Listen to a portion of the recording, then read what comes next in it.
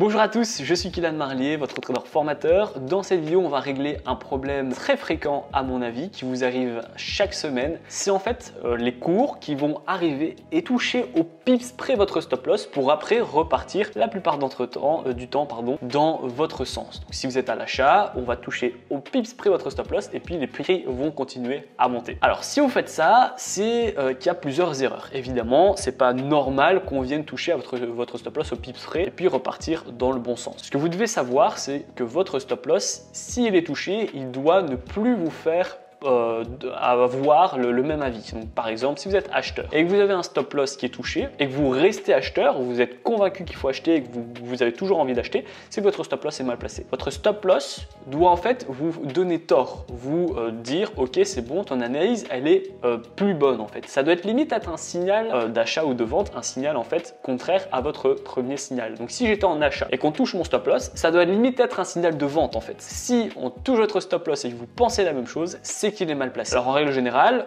lorsqu'on place mal son stop loss, ça arrive souvent que c'est parce qu'on place mal son point d'entrée. En fait. Qui dit mauvais point d'entrée, dit mauvais stop loss. Vous ne serez jamais rentable avec un mauvais point d'entrée. Ça, vous devez vous le mettre dans votre tête. C'est le point d'entrée qui va, pour le coup, principalement déterminer votre rentabilité. Donc, ce que vous devez faire pour vraiment arrêter cette erreur fréquente, ça va être déjà de base de le mettre de façon à ce qu'il, s'il soit touché, vous ne devez plus être d'accord avec votre analyse de départ. Vous allez voir déjà que si vous avez des positions en cours actuellement, eh bien à la fin de cette vidéo, reprenez votre analyse et posez-vous la question suivante. Est-ce que si on touche mon stop loss, à l'achat par exemple, c'est vendeur? Si oui, vous avez bien mis votre stop loss. Si par contre vous voyez et vous posez la question est-ce que si on touche mon stop loss à l'achat, eh bien c'est vendeur et que vous dites non, si on touche mon stop loss c'est toujours acheteur, c'est que votre stop loss est mal placé. Donc ça c'est déjà super important. La plupart du temps également, votre stop loss est souvent touché au pips près pour repartir après parce que vous ne le protégez pas en fait. C'est peut arriver que vous le mettez sur un support, sur une résistance, sur un indicateur, sur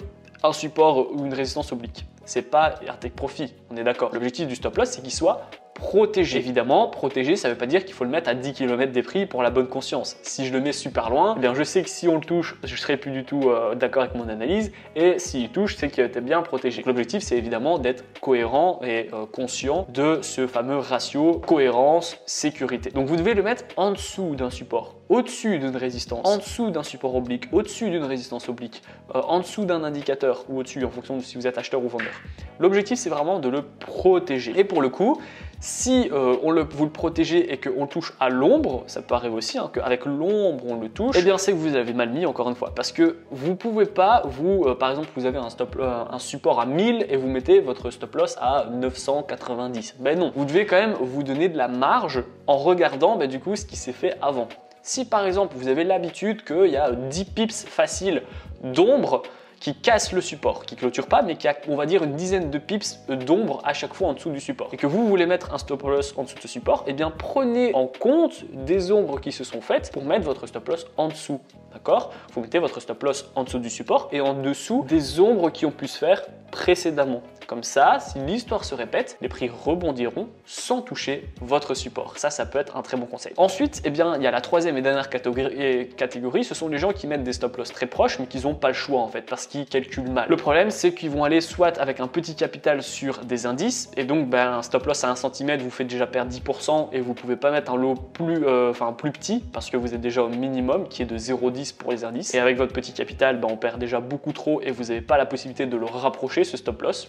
Ça, c'est la première catégorie de personnes. Et il y a la deuxième catégorie de personnes qui vont aller sur le Forex, qui n'ont pas de problème de marge et de capital, sauf qu'ils vont mettre des lots super énormes. Et donc, vu que ces lots sont très élevés par rapport à son capital également, au final, eh bien, elle ne va pas pouvoir mettre son stop loss très loin. Et d'un autre côté, elle va dire, non, j'ai pas envie de baisser mon stop loss, parce que si pas, je vais rien gagner. On n'est pas du casino, d'accord? C'est pas du casino, c'est un métier, c'est de l'investissement. Donc, si vous pensez, ah non, je vais monter mes lots parce que si pas, ça va super lentement, arrêtez le trading. Je vous le dis, c'est pas du tout la mentalité qu'il faut avoir. Vous devez vous dire, d'abord, je m'intéresse au stop loss. D'abord, je m'arrange à ce qu'il me fasse perdre entre 0,5 et 1% de mon capital par trade. Et après, je regarde mon take profit dans un second temps. Mais la priorité, c'est de regarder votre stop loss. Si vous perdez trop, baissez votre lot. Et si vous avez baissé votre lot et que vous perdez vraiment beaucoup, baissez-le, voilà. Ou alors, ne mettez pas le trade. Mais vous ne pouvez pas vous permettre d'avoir un stop loss trop près à cause de vos lots. parce que, comme je vous ai dit, la sécurité avant tout. En conclusion, arrêtez de mettre votre stop loss de manière aléatoire. Si on touche votre stop loss, vous ne devez plus être d'accord avec votre analyse initiale. Ensuite, mettez votre stop loss en dessous d'un support, au-dessus d'une résistance. Vous devez le protéger. Également, en plus de le mettre en dessous d'un support ou au-dessus d'une résistance, regardez le travail avec les ombres qui se sont faites précédemment. Si vous voyez qu'on a l'habitude d'avoir une dizaine de pips en ombre, eh bien mettez un stop loss à 15-20 pips. Comme ça, vous allez pouvoir laisser la place aux ombres sans toucher votre stop loss. Enfin, si on touche votre stop loss parce que vous n'avez pas le choix de le mettre super près, ne mettez pas le trade ou arrêtez de trader cet actif. Ce marché, c'est que votre capital est trop faible. Et sinon, si c'est pas un problème de capital, mais que c'est juste que on le touche et vous n'avez pas la possibilité de le mettre plus loin à cause de vos lots, eh bien baissez vos lots, baissez votre ego, regardez d'abord la sécurité et ensuite à la rentabilité. Voilà, dites-moi en commentaire si ça vous arrive encore souvent d'arriver à avoir un stop loss touché au pips près. Évidemment, ça va toujours arriver encore un minimum. Moi, ça m'arrive encore de temps en temps, mais c'est très rare parce que j'ai appliqué les conseils que je vous donne. Donc j'attends votre retour dans l'espace commentaire. Si vous voulez vraiment avoir une formation complète en trading, c'est totalement gratuit. Cliquez sur le premier lien dans la description. Vous allez avoir donc une vidéo qui va vous donner un compte sur une plateforme ergonomique pour que vous puissiez trader dans les meilleures conditions. Je vais vous donner des stratégies et des indicateurs qui vont vous dire quand acheter, quand vendre, quand couper votre position. Je vais vous dire comment j'ai fait mes premiers 1000 € par mois avec le trading et surtout, on va voir les take profit et les stop loss pour que je puisse vous partager mon écran et vous montrer comment ça se passe clairement sur les marchés. Je vous dis à très bientôt pour les prochaines vidéos. Si la vidéo vous a plu, n'hésitez pas à la liker, à la partager et surtout abonnez-vous. À très bientôt. Ciao.